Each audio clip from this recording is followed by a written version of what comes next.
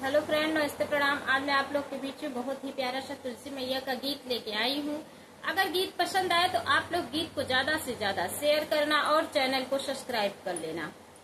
अंगनैया बीच तुलसी लगाव है पिया, अंगनैया बीच तुलसी लगाव है पिया, लगाव है पिया, लगाव है पिया।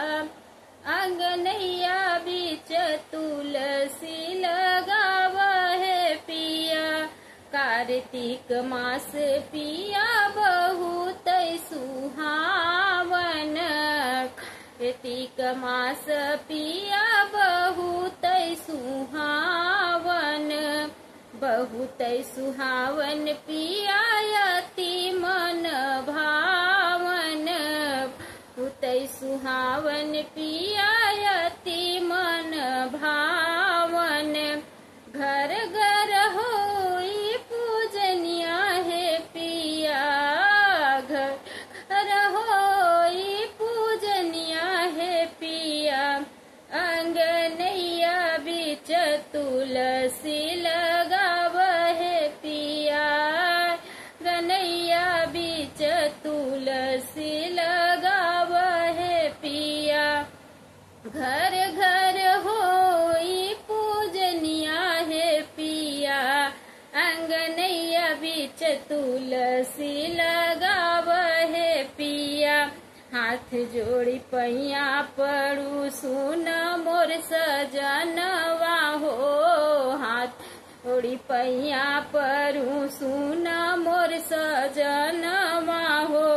तुलसी लियाई लगाव मोरे अंगनवा हो, तुलसी लियाई लगाव मोरे अंगनवा हो।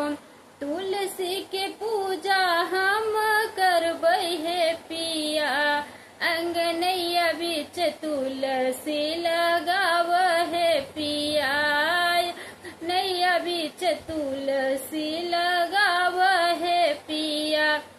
भोरवा में उठी हम जल चढ़उबै हो, भोरवा में उठी जलवा चढ़उबै हो। गई के दिघियाना से दियाना जलउबै हो, गई के घियाना से दियाना जलइबै हो। घरवा के दुख दूर करी है पिया, घर के दुख दूर करी है पिया।